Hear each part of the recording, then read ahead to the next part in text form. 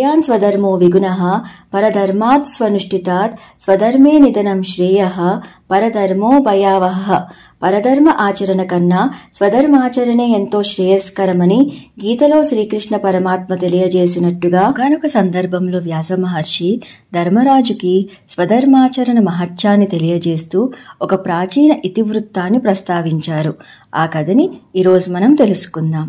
పూర్వము బహుదా నదీ తీరంలో మహాతపస్సంపన్నులు ధర్మనిష్ట కలిగిన శంఖలిఖితులు అనే సోదరులు వేరువేరు ఆశ్రమాల్లో ఉంటూ తాపసులుగా జీవిస్తూ ఉన్నారు. ఒకరోజు లిఖితుడు శంకుని ఆశ్రమానికి వెళ్ళగా అక్కడ శంకుడు లేడు. అన్న కోసం ఎదురు చూస్తూ ఆకలివేసి ఆశ్రమంలోని చెట్టుకున్న పళ్లను కోసుకుని తినసాగాడు. ఇంతలో ఆశ్రమానికి తిరిగి వచ్చిన శంకుడు తమ్ముడి చేతిలో ఉన్న పళ్లను చూసి ఈ పళ్ళు ఎక్కడివి అని ప్రశ్నించాడు. నీ ఆశ్రమంలోనివే అన్నయ్య అని బదులిచ్చాడు లిఖితుడు. అప్పుడు శంకుడు, సోదరా, తపస్సులకు పరధనేచ్ఛ ఉండకూడదు. నా అనుమతి లేకుండా పళ్లను కోయటం దొంగతనమవుతుంది.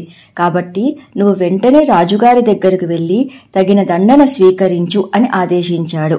అన్న ఆదేశంతో తక్షణమే లిఖితుడు సుజుమ్న మహారాజు దగ్గరకు వెళ్లి, రాజా, ఒక తాపసుని అయ్యుండి అనుమతి లేకుండా నేను మా అన్నగారి పళ్లను తిన్నాను.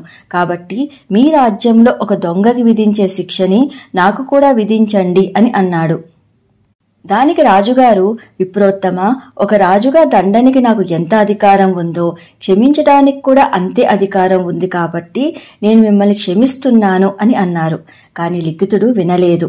ఇక చేసేది లేక దండనీతిని అనుసరించి దొంగతనానికి గాను అతని 2 చేతులను నరికివేయాల్సిందిగా శిక్షను అమలు చేశాడు రాజు.